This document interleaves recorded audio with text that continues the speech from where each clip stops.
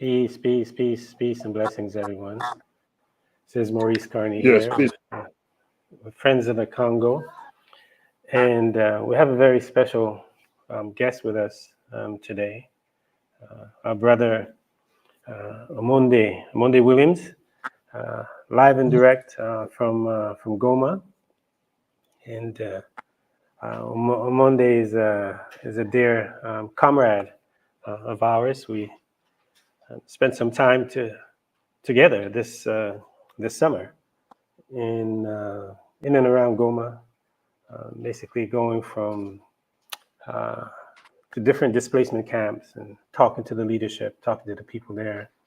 Omonde is very, very familiar with the camps. Have done a lot of work in a number of the camps. I believe there are 17 camps surrounding Goma right now of internally displaced people.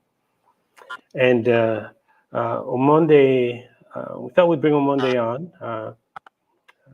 Omonde can share a little bit about yourself as we get ready to engage in a discussion. Just share a bit about your background, where you're from, Omonde.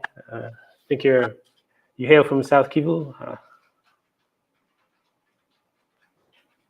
Yes, thank you so much, dear Elder Morris, for this stream and for taking your time to invite me on this talk.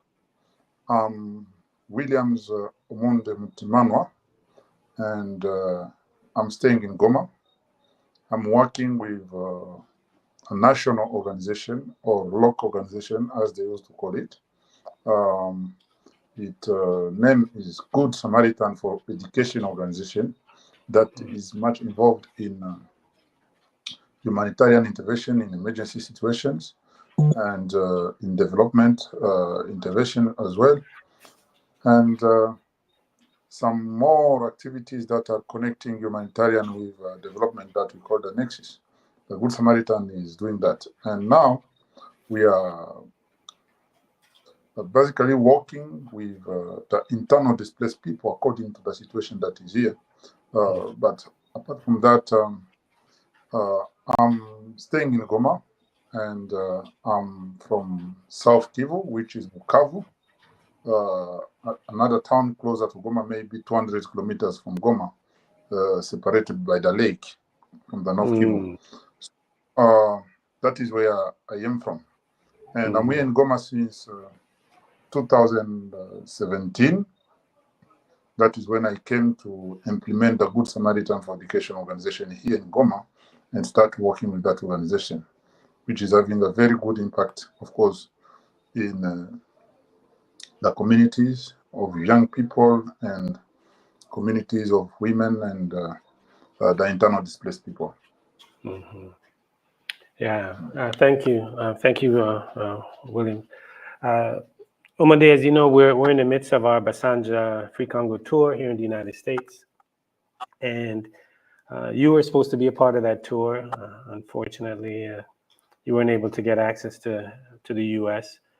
So we thought at different times throughout the tour, we'll bring you on to share with us your experience and what's unfolding, particularly in the camps, internally displacement camps around Goma, where you and I spent a good amount of time in different camps this summer, speaking to the leadership in the camps,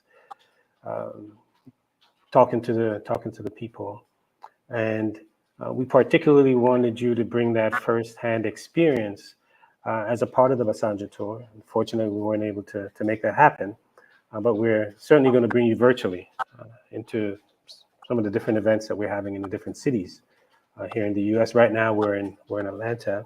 The tour is in Atlanta, and be moving to Boston and New York and Chicago, Los Angeles, Oakland, San Francisco after. What precipitated our coming on were really two things. You had shared with us a rather riveting testimony that happened on October 3rd with the video that you sent us. You didn't take the video, but you sent the video. The text was what you wrote. You witnessed the whole thing from the shore. I think you shared with us. And maybe before we get into the camps, just reflect on that a little bit and share what you saw and just basically how people are feeling as a result of the catastrophic accident and capsizing of the boat. You were telling me you were driving up, and maybe you can just share with the audience what you saw when you were there. Yes, of course. The video I shared, I'm not the one who took the video, but I'm the eyewitness of what happened that day, October 3rd.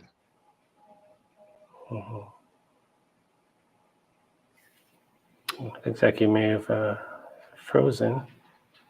Let's see if we can get you back.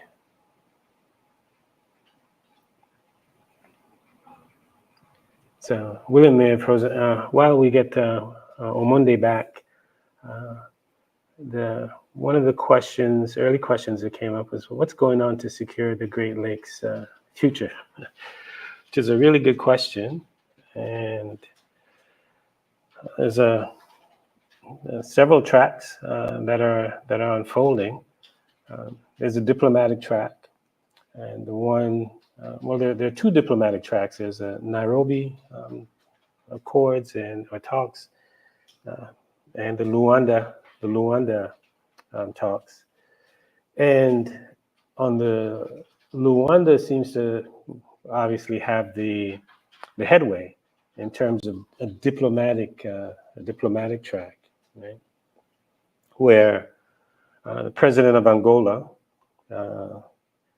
Lorenzo, he is leading the effort on behalf of the African Union to bring Rwanda and Uganda together with an understanding around arriving at peace and stability. And it's important to note that he's bringing Rwanda and Uganda together. I'm sorry, Rwanda and the Congo, not Rwanda and Uganda. Rwanda and the Congo together. President Tshisekedi of the DRC and President Kagame of Rwanda. And even though the leading edge of the instability is presented as the M23, but make no mistake about it, there is no M23 without the Rwandan Patriotic Front, without Paul Kagame.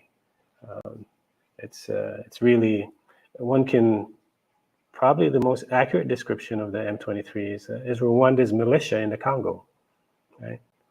So President Lorenzo is talking to Kagame and Tshisekedi to try and arrive at an agreement. And this is really being pushed by the National Security Council of the United States, and to get some kind of understanding whereby ultimately Rwanda will withdraw its 4,000 troops. That's what the United Nations says. Rwanda has 4,000 soldiers in the Congo. William Omonde is back. We'll continue. We're responding to Namukwaya's question, but William Omonde, yes, please continue. Don't tell me. Yes, I was saying that, sorry for the internet, my network is... Oh, no problem, go ahead. So I was saying that I was heading to my office by that time in the morning, 10 a.m., when the boat was coming from Minova. Minova is a city, is what we call it. It's not a city. It's a village that is very popular, where food is coming from there to Goma. Women are going there to buy food and come to sell food here in Goma. And students are living there to come here to study. So, that city is used to provide food in Goma, usually Thursday, Friday, and Monday. So the people, the boat, of course, was supposed to come on that time. it was Thursday, I think, that when it was supposed to come in Goma. And when it was coming, I was also coming from the town of Goma to my office, because my office is so closer to the place where the boat, the beach is located. Mm-hmm. So then I saw people standing around the road. I asked these motorbike people, what is happening there? They said, no, you look on the lake and you see what we are seeing. The boat is sinking in the lake. I said, what? Mm-hmm. Then I saw how the boat was coming, start jumping inside in the lake. Then the boat rolled over and sank with around 500 people inside of the boat. And from the 500, according to the testimony that we got from the lake, they said only 66 people were saved alive. Mm.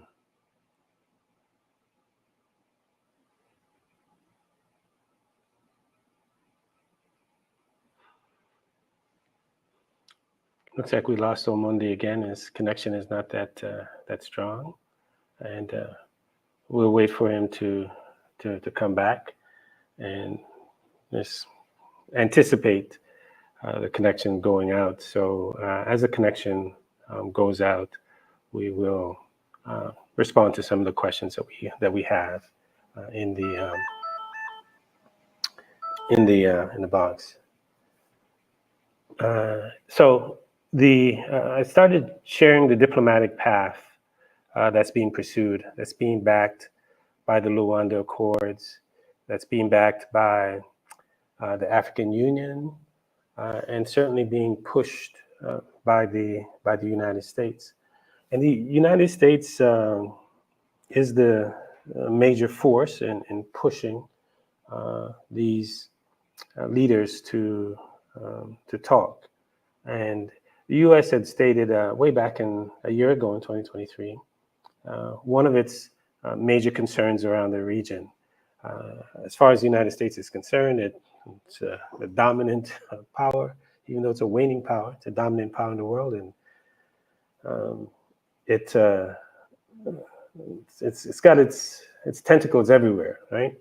So coming out of this is according to reports from the Wall Street Journal, the New York Times, and talking to officials in the intelligence services in the U.S. security sector, that the United States is concerned about Eastern Congo to the extent that it may blow up and become on the level that we see in Ukraine, the genocide being committed against Palestinians by U.S. ally, U.S. proxy, Israel. So they've facilitated several ceasefires, right, between Rwanda, M23, and the Congolese government. Mind you, ceasefires during which time people continue to be killed, women continue to be raped, territory continues to be occupied, right? So really ceasefire on paper only. But the U.S. is concerned about another major issue that they have to contain, especially seeing that U.S. is involved in the sense that they provide arms, financing, training, and the whole bit to Rwanda, the Rwandan government, not just the U.S., but the European Union, the U.K., even Israel is involved with the Rwandan government. So Rwanda has the backing of the West. And what the U.S. is trying to do is maintain the status quo with Rwanda, where the U.S. and European Union really, where Rwanda does things in Africa that the U.S. and Europe either don't want to do or feel it could be done through proxy. Classic example of this is you have the Rwandan military who's in Mozambique, battling militia in Mozambique on behalf of the European Union, on behalf of the French, on behalf of Macron, to protect the interests, natural gas interests of Total. Is a French company.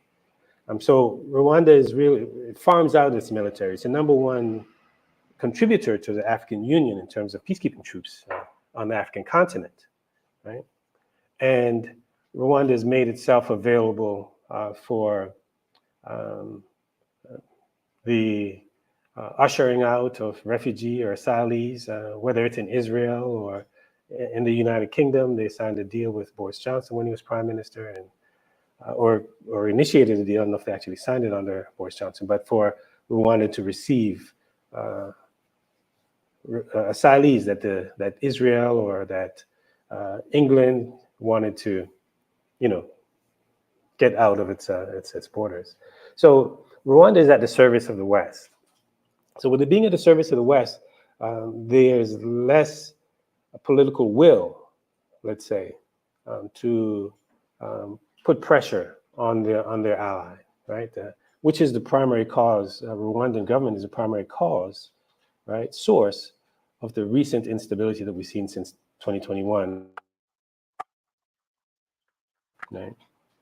So that's on the diplomatic front, where Kagame's in with the West, and a sure sign of this, how in Kagame is with the West. When I say in, means that he's not held to account, means that no justice, he's not brought to book for the crimes he's committed in the Congo. And Omonde is back, so we'll continue. This will be an ongoing discourse.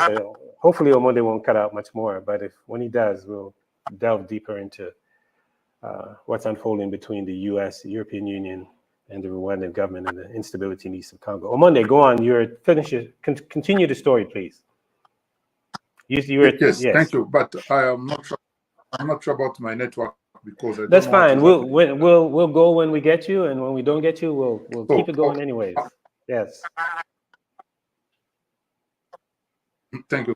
Yes. So I was saying that when now I asked the people about what is happening in the lake, they showed me the boat that was coming from Minova to Goma, and having many people inside, hundreds of people. I mean, around 500 and plus people in the boat. Then I saw people start jumping from the boat to the lake. And the boat finally comes to sink in the water. Only 66 people were saved alive by the army boats that used to sit on the lake, on the beach. And 30 bodies was collected dead already, and they have been taken into different hospitals. Today, as you're speaking, it is the day when they went to bury those 30 bodies in a common grave here in Goma. A common grave? That is the event. Sorry? You said a common grave? Yes, in a common grave, not particular grave. They buried them in one place. So that is what is happening here. And the boat up to now, it can't come out from the lake. It is still inside the lake because they said it is at 200 meters from in the lake, inside the lake. So now what is happening and why is the boat, why are the people using the ship instead of using the road? As we all know, the DRC, the eastern part of the DRC, for decades now has been under attack because of the mining resources that are here. And the mining resources of DRC are mostly concentrated in the east. And the east, I mean North Kivu and South Kivu. North Kivu is like a pulmon, like a center of all mining, coltan and gold and several other mining. So there are some people who are backing some other African country to come and fight DRC. I specify Rwanda and Uganda. Those are the countries that are being used. So this war that we are passing through now is the war that started in 2021, November, up to now. And as it comes to start, they start from Rutshuru, going slow by slow, they come to Masisi. And when they reach Masisi, there is now the road that is from Goma to Minova. That road is 50 kilometers from someone to move from Goma to Minova. It used to take like 1 hour and a half to get to Minova. But now the road, people who used to go by the road to get to Minova, now they are using the lake to get to Minova. Who is closing the road? The road, to be honest, is being closed by both the side of the government and the side of the M23 army that is backed by the Rwandan government and Uganda, as many people know. So, if now try to see if these people could not be using the boat, that event could not happen. If the road were open, that event would not happen because the boat was overcharged. It took the numbers of people that it was not supposed to take. It took larges that it was not supposed to take. So now when it was coming, there was a very small storm in the lake, and that storm have tried just to unshake the boats, and when the boat was unshaked, that is the time the boat comes to turn over and sunk in the lake. That is how the situation looks like. And to say is that many people who were living on the road from Goma to Minova, the camps of IDP, because of what is undergoing there. Minova have been several times attacked by the M23 trying to take it, but it has failed many times. As well as the road that is there, it is closed because of that, as I said. So that is specifically the context and the situation. And how many people are affected by these atrocities and war that are undergoing here? We have now 2.4 million people who are living in the internal displaced people.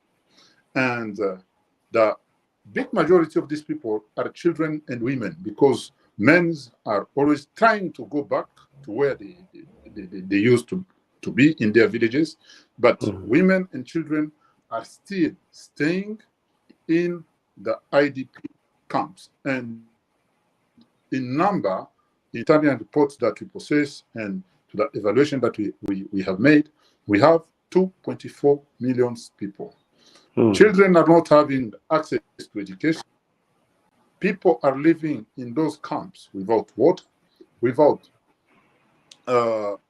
shelters and food, imported food that they can survive. They are very much exposed to famine, to illness, diseases, to epidemics like monkeypox that is ravaging and is coming with those people who are living in the camp, in the internal displaced people site, they are very much exposed to be affected.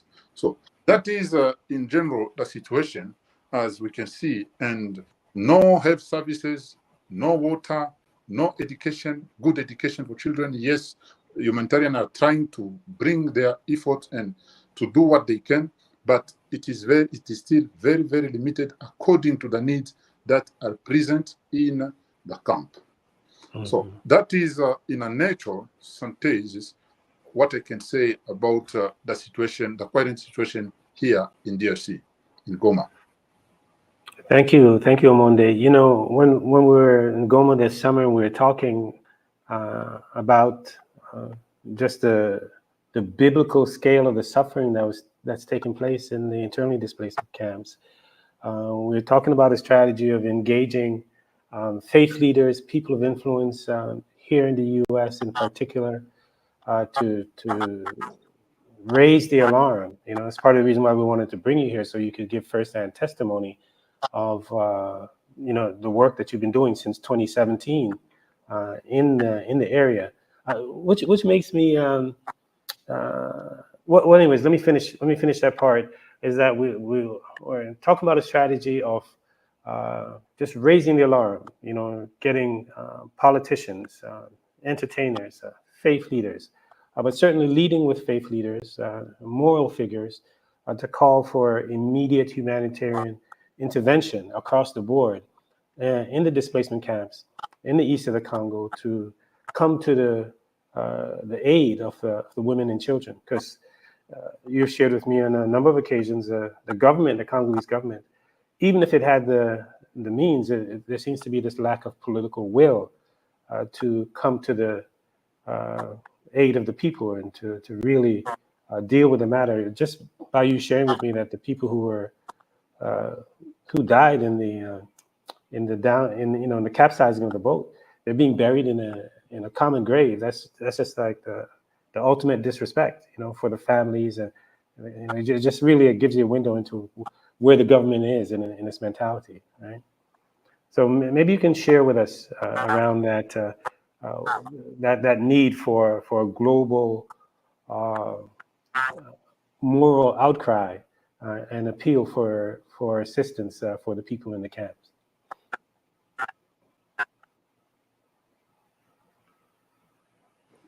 Yes, as we have said when we were here, and as we have visited the camps, we have seen the really need that are in the camps, and we saw from the fresh.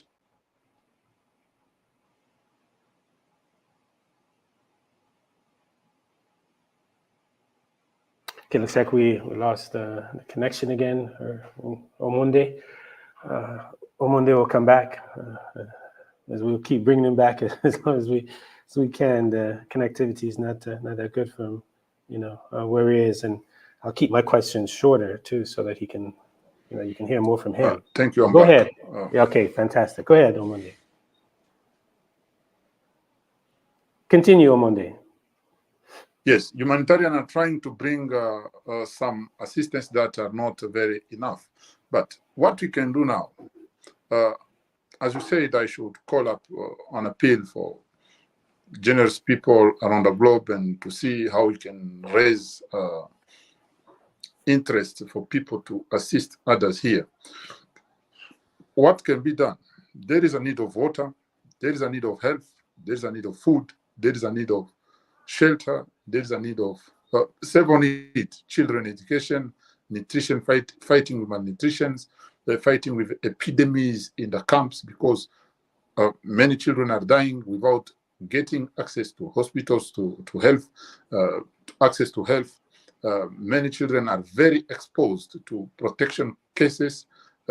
Women are doing whatever they can, mostly are engaged in sexual exploitation. As you can see, teenagers who are engaged in sexual exploitation because of missing food and important materials, or like clothes and whatever, to feed themselves or to cover themselves. So they are doing what they can by selling themselves out, like being exploited sexually.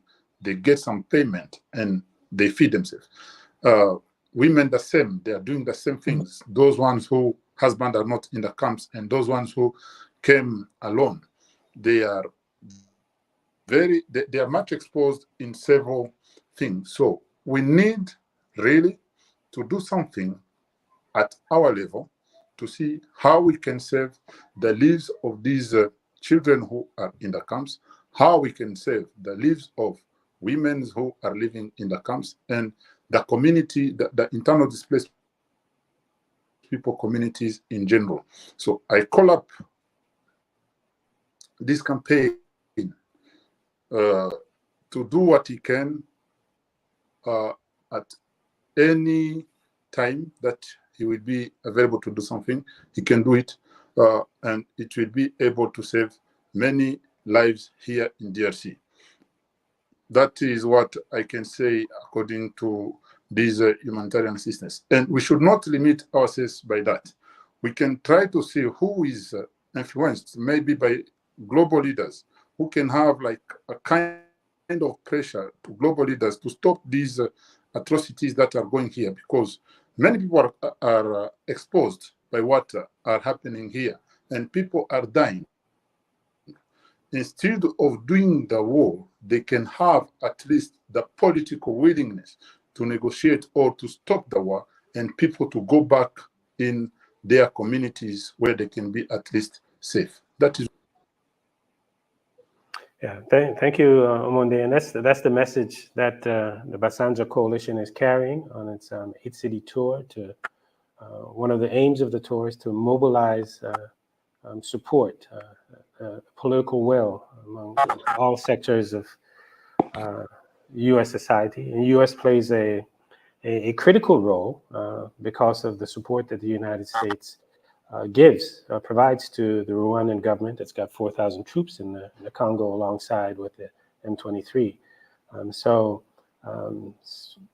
Speaking to U.S. citizens, calling the U.S. citizens to demand that their tax dollars not be used to cause the type of suffering that you just described in the Congo is critical on the policy front. So on one hand, massive humanitarian intervention is needed.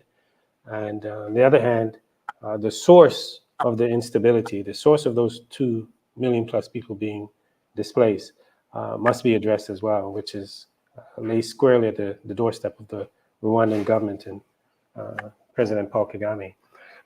Omonde, you took us around to different camps while we were there. Give people a sense of, one thing that struck me is how organized the camps were in terms of the structure. You'll go into the leadership of the camps, the local leadership of the camps. They're able to tell you how many people are in the camps, how many women, how many children, the last time that either cash was delivered or water was delivered or food was delivered. They're just super organized. What seemed to be missing was the backing on the part of the state to really reinforce the manner in which the people organize themselves in order to deal with really hellish conditions. So maybe you can let us know if you see any progress in that regard, where the people in the structure, organizing structure in the camps, are getting any support.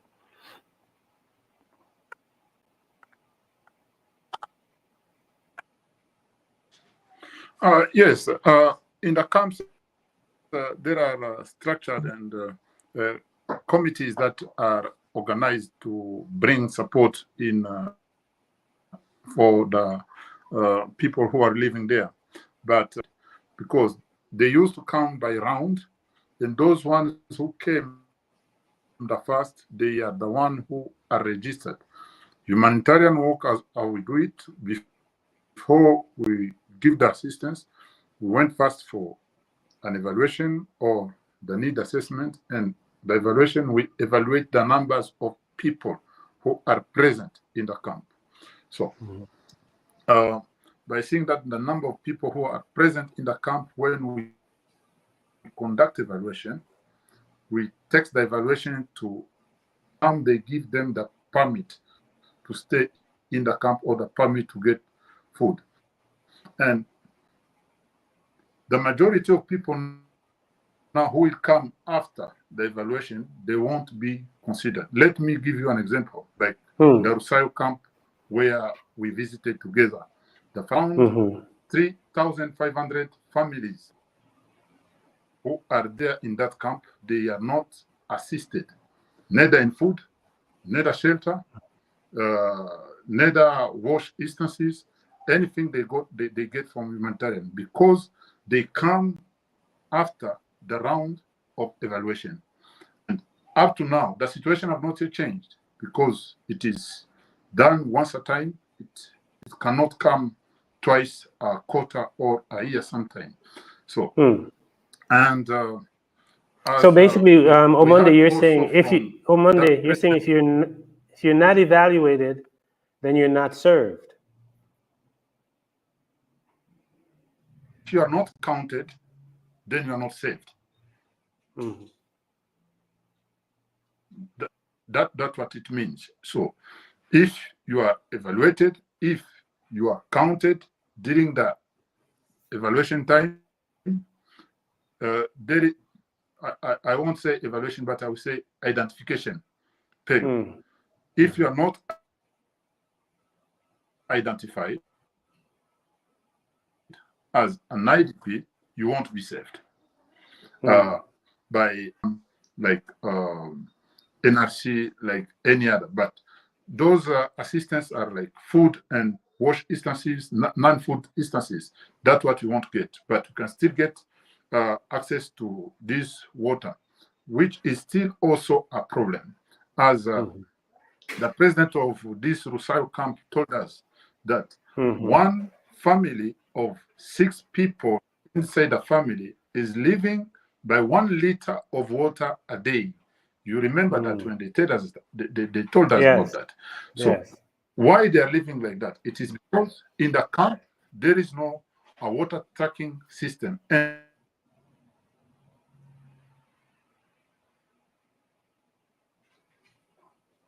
looks like we've lost Omonde again. He's talking about Rosario camp, which we visited this summer, and just getting to the camp itself is a chore.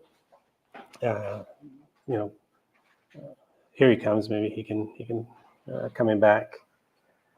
Goma is okay. Continue, Omonde. We just go as we get to that, in one camp, it is easily to count around 60,000, 80,000 people living in the camp, and you can see the way they are living: no toilet, no water, no food, nothing they have as hygiene. So it is very needed that we can have something to bring. And before we bring it also, we should make sure we make a good assessment and a good identification of people who are not served, so that they will be served, on the round that we can take. We have 17 camps around the city of Goma. Those are the confirmed camps. But apart from those confirmed camps, we have more than 100 camps that are not confirmed by the International Immigration Organization, that is IOM. Those 100 camps are the camps inside the schools and the churches. Those ones are not identified as camps. And when humanitarian aid also come to those camps, they are not served as well as the one who have not been identified in the confirmed camps. So that is the general situation of how things looks like here. Thank you, Omonde, for that. And I was sharing with folks that you take Rosario, for example, which lacks water, and Lake Kivu is, I don't know, less than a mile or two from Rosario. Come again?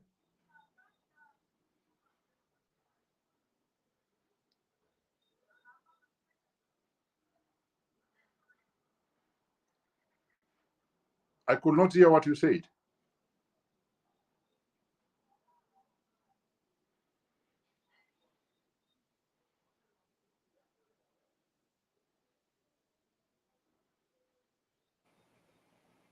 Okay, I think we're back, Omonde.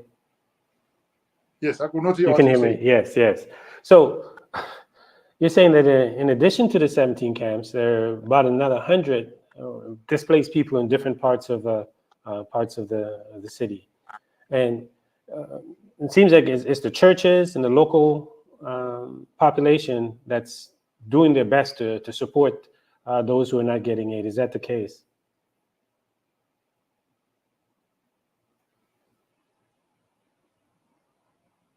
Okay. So I think he's frozen again. The connection is very, very difficult today, but we'll see if he can come back. Oh, so we're playing connection tag, Kwadwo-san. When, as you can tell, when Omonde does get on, the information he's providing is very incisive, pertinent. Omonde, are you back with us? Yes. Yes. I'm back. Yeah, so I was asking about the type of support that's being provided locally in terms of the faith organizations, local population. To what extent are they able to provide support, or are they providing support to the displaced people who are coming in? Probably I don't get the question very well. You are coming out like. Oh, what kind of local support are the internally displaced people getting? Yes, the government have tried its best at the beginning of this crisis to bring support, but it was not getting to the right people. Sometimes the IDP was not served. And we don't know how it comes to stop. They did it twice, and then they stopped to do that.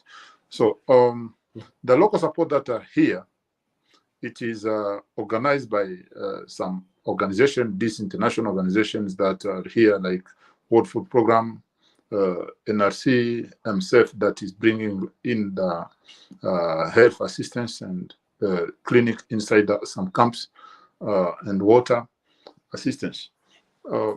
And us who are doing our best to bring support in education and in terms of shelters to serve people with shelter as the ones you saw in Bushagara. So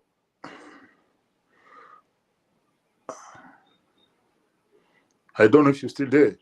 Yes, I'm still here. I'm listening. We're listening. Okay, so you had finished your statement.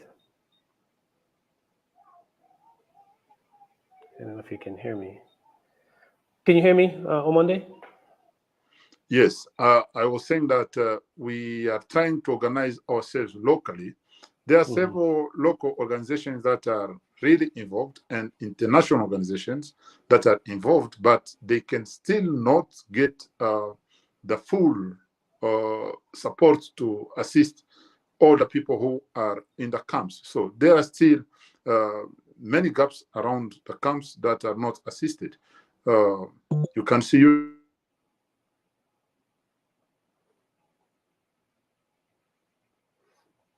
Okay, so we lost Omonde again. Omonde talked about the local support, talked about the international organizations, talked about the one-off by the government. And the truth of the matter is the problem is such a scale that it just requires massive intervention. So Friends of the Congo and our faith partners, students in university campuses, community organizers, we're sounding the alarm to try and get greater, not only greater attention, but the political will to do two things. One, immediate humanitarian intervention to support the women and children, and two, to pressure U.S. government. We're reaching out to our comrades in the UK and European Union to do the same. We saw what transpired this past week at the Francophonie. We saw with President Macron and the extent to which political leaders like Macron and other leaders in the West cover for Paul Kagame, don't hold into account. I don't think I can say this strongly enough, that the extent to which Kagame is able to do what he does in the Democratic Republic of the Congo is directly connected to the support that he gets from France, the European Union, the UK, and certainly the United States. That is to say, absent the support, the military support, the training support, the intelligence support, the arming support, the equipment support, and then on top of that, the diplomatic and political cover for the nearly quarter century of war crimes, crimes against humanity that the Rwandan government and Uganda have committed in the Congo, right? Uganda was held to account to some extent, right, with the 2005 International Court of Justice ruling in favor of the Democratic Republic of Congo, saying the Ugandan government owes Congo reparations for the war crimes, crimes against humanity, and plunder. That same result would have been meted out against Rwanda, but Rwandan government is not party to the International Court of Justice. So just to give you some context, just as South Africa took Israel to the International Court of Justice for the crimes it was committing in Gaza, the Congolese government took the Ugandan government and attempted to take the Rwandan government to that same International Court of Justice for the crimes that they're committing in the Congo. And the International Court of Justice ruled in favor of the Congolese government, right? So that's, so what is happening? The impunity that exists, right? The lack of accountability that exists, right? Lack of justice that exists, right, is directly connected to the support that these agents of neocolonialism, we call them, proxies, you know, the likes of Yoweri Museveni of Uganda, likes of Paul Kagame of Rwanda, who have, for the last quarter century, has, placed the Congolese people in a veritable death trap, a veritable rape trap, right, where they terrorized women in order to displace them to get access to resources, right? Where they create such instability that these 100+ militia groups that they talk about comes about of, for a host of reasons, but certainly one is the instability that's been imposed on the region where people felt that they have to develop self-defense units in different parts of the east of the Congo. So those are the external challenges that Congo faces because of the support that the likes of Kagame gets. Now, to give you a sense of the depth of the support, here it is, President Kagame had elections in Rwanda in July, and he won with 99.19% of the vote. 99.19% of the vote. Any other country around the world that doesn't serve U.S. interests, you win with that level of, quote unquote, win with that level of support. You see statements flying out of the State Department, right? You see epithets being launched at the leaders like it's a despot, it's a dictatorship. None of that towards Paul Kagame. Instead, Washington rolls out the red carpet. He comes and meets with politicians in the United States, university presidents here in the United States, inviting them to come and talk about leadership and peace and stability and all that. All the while, he's waging a deadly war against the Congolese people that has produced, in large part, the 2+ million displaced people around Goma that Omonde talked about. So make no mistake about it, that we're directly involved through our tax dollars. The governments in the UK, governments throughout the European Union, France in particular, government here in the United States, they bear responsibility for what's unfolding in the east of the Congo due to their support of the likes of Paul Kagame and Yoweri Museveni. And not just recent support, right? They've supported Kagame and Museveni longer than a lot of you are alive. A lot of you who are tuning into this exchange with our brother Omonde. The United States government, the UK, European Union have supported, the likes of Paul Kagame, Yoweri Museveni, longer than a lot of you have been alive. So we encourage you to continue to apply pressure. We go to freecongo.org. On freecongo.org, we have the letter to members of Congress, sorry, freecongo.org, letter to members of Congress. Continue to send those letters in. Continue to raise our voices. We're in the midst of a 8-city tour. Come out and see those on the front lines. Some of those members are part of the delegation. The Basanja delegation are on the front lines, right there in Goma. Right in the midst of the Bulengo camp, one of the largest camp, some 800,000 to 1 million people. So they're representatives or part of the Basanja tour, Free Congo tour, that are here. So we're in Atlanta now. Next week we'll be in Boston, then down to New York for a few days, and then we'll be on the West Coast from October 21st through November 3rd, either in the Bay Area, San Francisco, Oakland, or in Southern California, Los Angeles, and surrounding the Los Angeles metro area. So go to Basanja, BASANDJA, basanja.org, to see the tour stops and the dates and the locations. In addition to that, we're a few days away from Congo Week. It's a global teach-in on the Congo, global teach-in and action. So we'll start off on Sunday with faith and spiritual appeal for peace in the Congo, Sunday, October 13th. And then we get quickly into the teach-in